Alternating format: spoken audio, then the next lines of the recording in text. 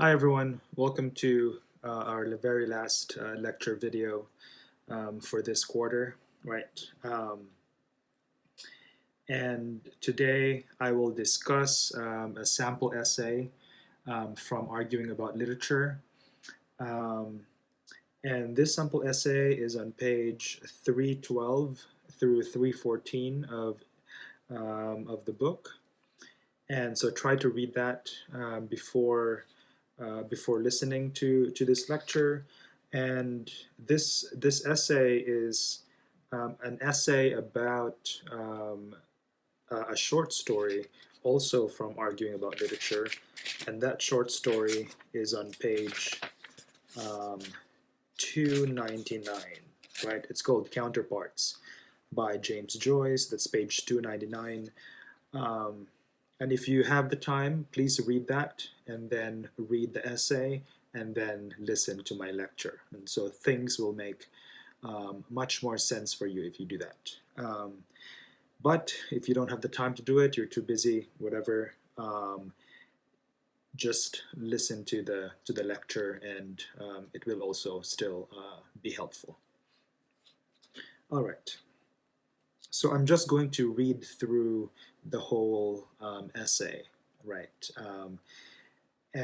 It's a short essay, so it's not going to take us too long. But I'll read each paragraph and then explain what's going on in the paragraph, right? Um, but this particular example, unfortunately, does not use outside sources, right? So for your essays, you will be required to use two outside sources, one scholarly and one non-scholarly but credible source, right? I thought this example would have outside sources, but it doesn't. So um, that's too bad, but it's fine. I can still talk about it because it's using one of the schools of criticism, right, that we discussed that you have to use also for your paper. Um, and it's using some ideas, right, from the schools of criticism. And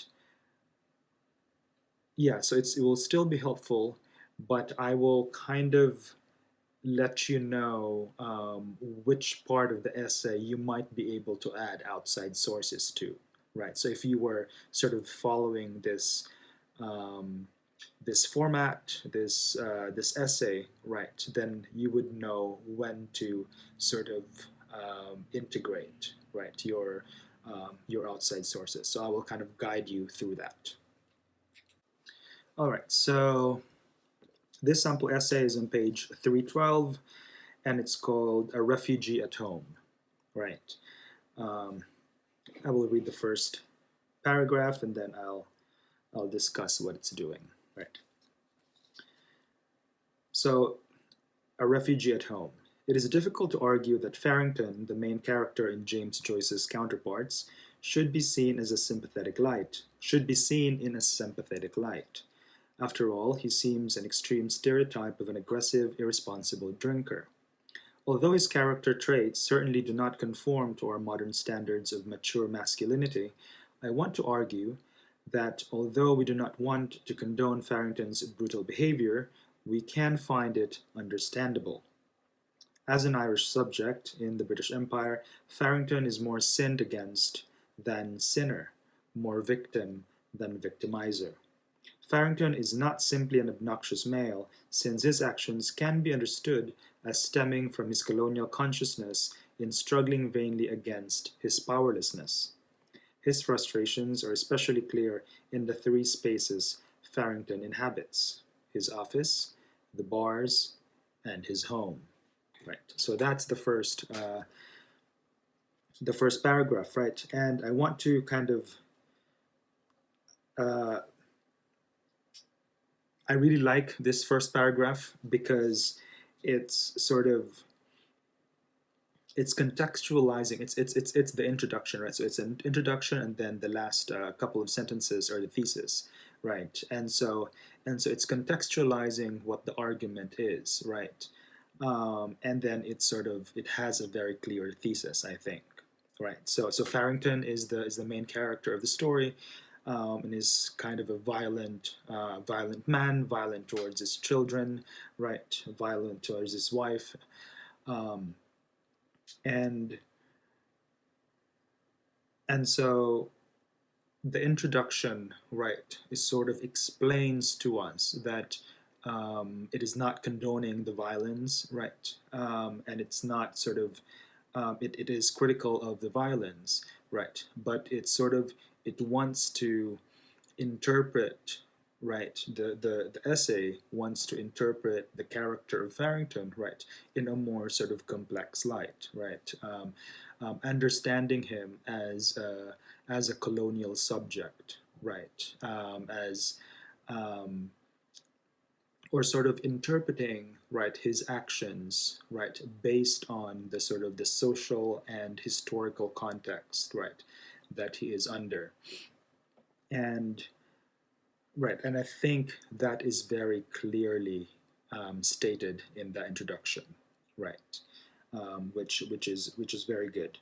And then for the thesis, right? So for your thesis, I want you to mention which school of criticism you are going to be using, right? Whether it's direct or kind of indirectly, right? It should be clear to your reader which school of criticism you are going to use as a lens for reading your short story, right? So take for example uh, this sample essay, right? So Farrington is not simply an obnoxious male, since his actions can be understood as stemming from his colonial consciousness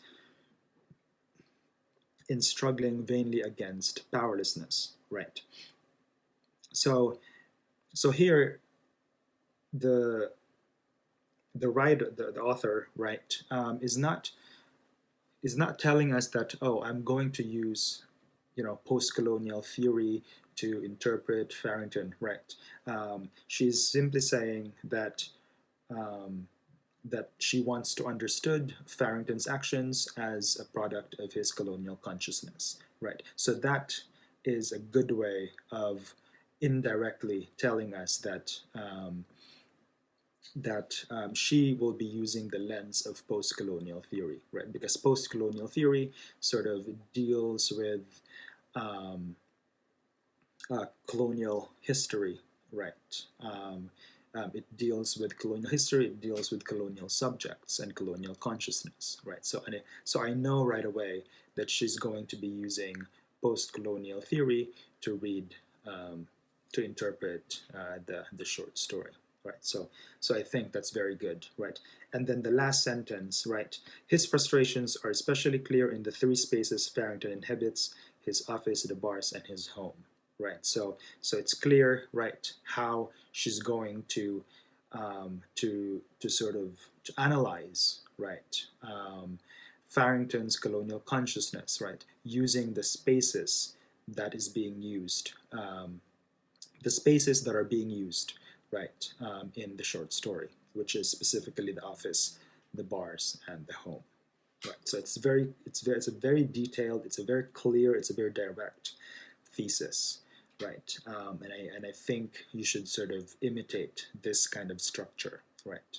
If you're not very familiar yet on how to sort of incorporate critical lens, right, in your writing. All right. So second paragraph, Farrington's first appearance is telling. Because of his poor job performance, his boss demands to see him. Send Farrington here. Farrington, who most often is referred to as the man, mutters his first words: blast him. This typical antagonistic relationship in a colonial context foreshadows the rest of the story. Right. Farrington is the working class subject, caught in a menial and unsatisfying job he can never complete under a boss who has social and cultural power.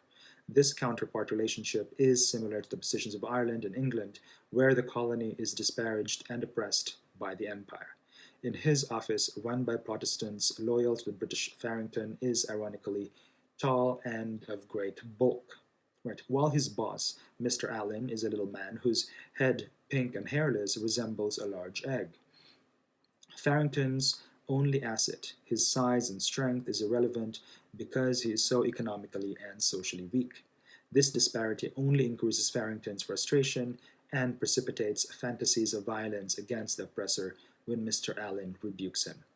Do you mind me now? Farrington is sent into a spasm of rage. He cannot, of course, act on his aggressive urges, so he represses these feelings by rationalizing that he must have a good night's drinking. Thus begins a pattern of self-destructive behavior that only increases Farrington's marginal position in society.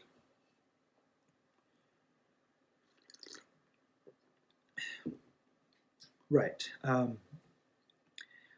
So since we know the order, right, of of um, of how the writer or how the author of this essay, right, is going to talk um, about the story, right. So the first is his office, right. So he talks about his work, Farrington's work, right, um, and and how the structure, right, of the office, the structure of where Farrington works, right, resembles the structure of sort of the colonial relationship. By the way, James Joyce is a known. James Joyce is the author of Counterparts, right? He's a well-known Irish novelist, right?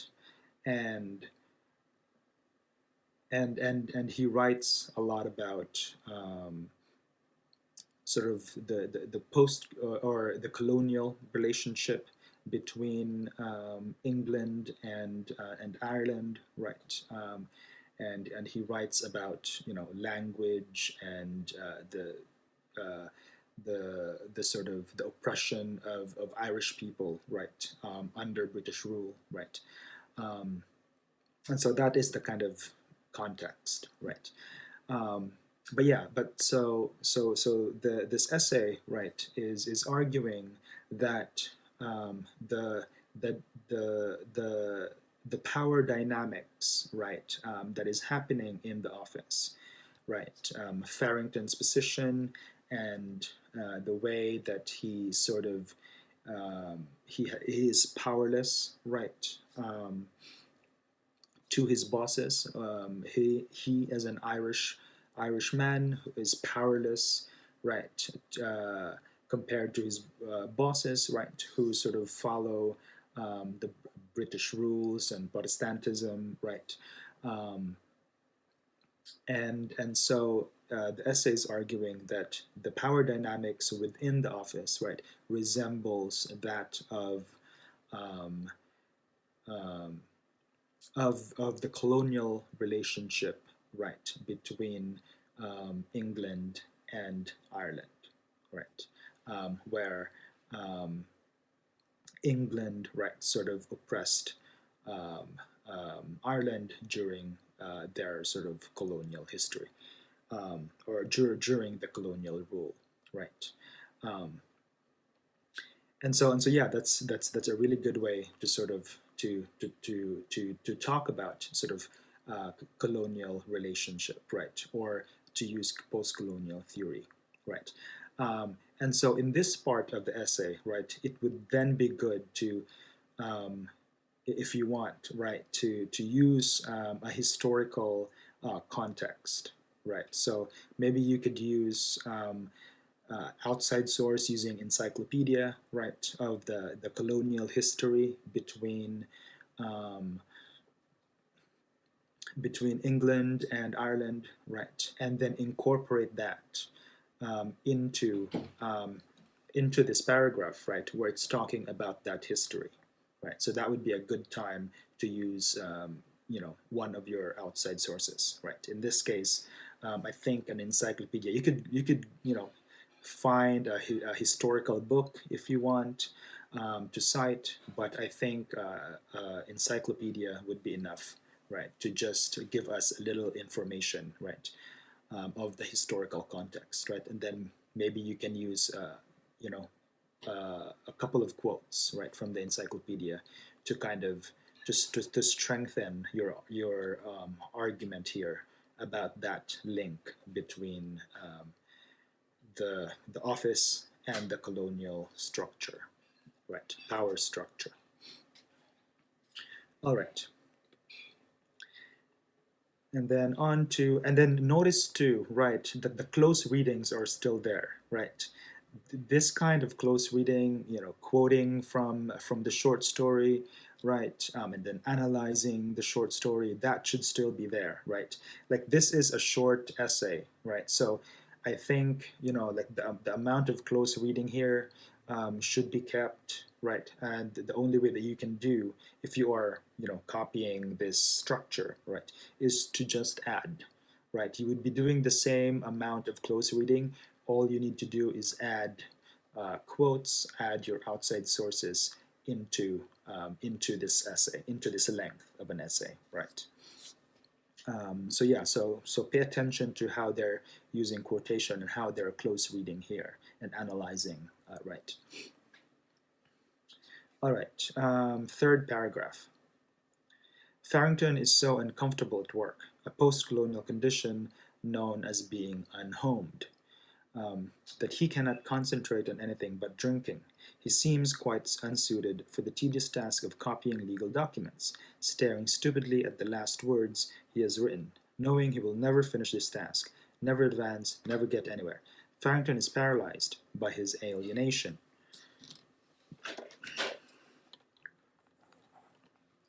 He feels his only recourse is sneaking out to drink, which only exacerbates his poverty and powerlessness. When he attempts to cover up his inability to concentrate and finish copying letters for Mr. Allen, he is caught and confronted. Instead of acknowledging his underling position, he attempts a witticism which, of course, backfires. Even though he is forced to apologize, his job now seems in jeopardy. Mr. Allen humiliates him by calling him an impertinent ruffian, a status that seems to him the most he can hope for. As a colonial subject, Farrington is plagued by a double consciousness. He longs for the masculine status of his physical strength. He longs for the masculine status his physical strength should give him in his working class culture, but he must suffer indignities at the hands of Mr. Allen because of his inability to perform a simple task a competent child could do. Farrington should probably be working in construction as labor, not an office worker where discipline, patience, and mental concentration are necessary. Right.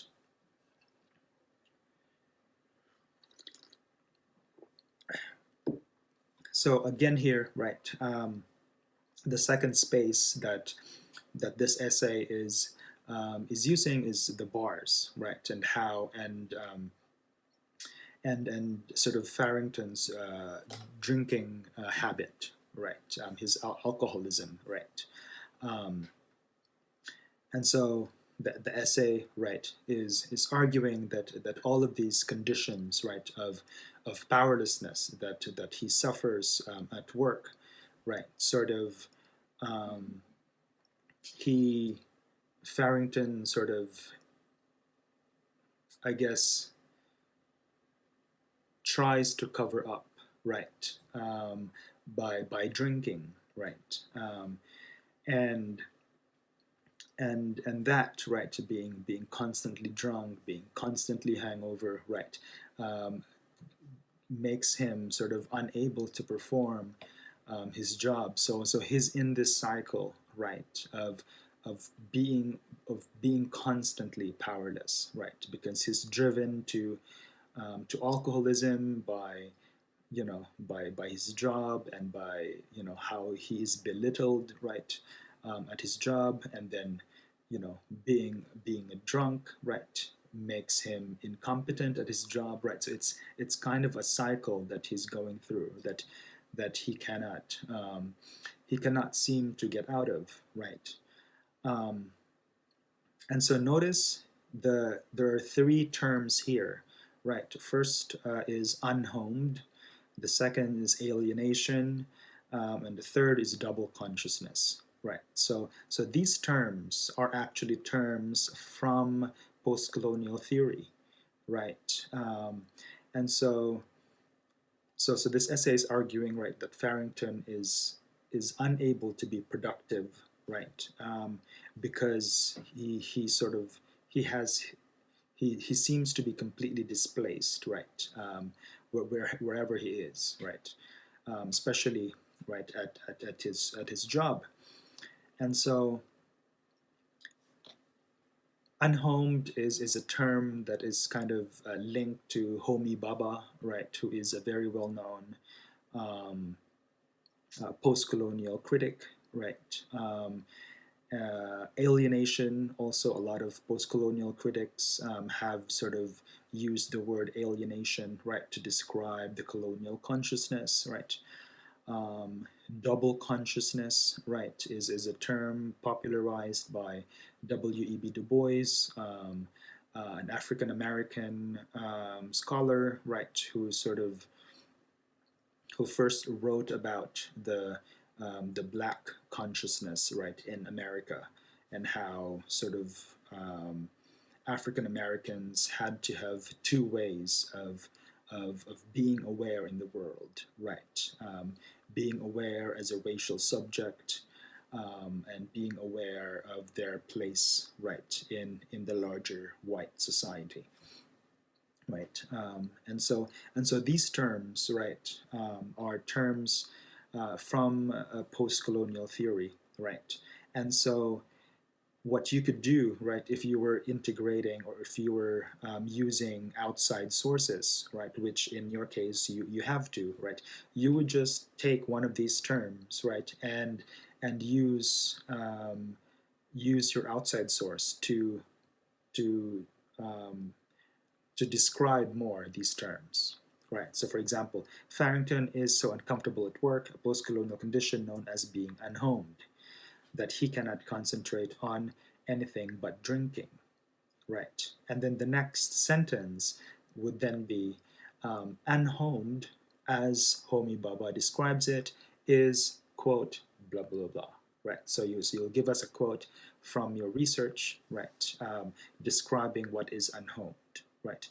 Um, and that will be that, right? And then you use the word alienation, and then maybe you know on Google Scholar, maybe you can look up the word alienation, and then maybe there's an article, a journal that will pop up that talks about alienation, then talks about post-colonial theory or colonial consciousness, right? And then just to read a couple of paragraphs from that journal, and then if there's something there that um, helps you understand the term alienation, right? Then I don't know, summarize it, quote it, or paraphrase it in your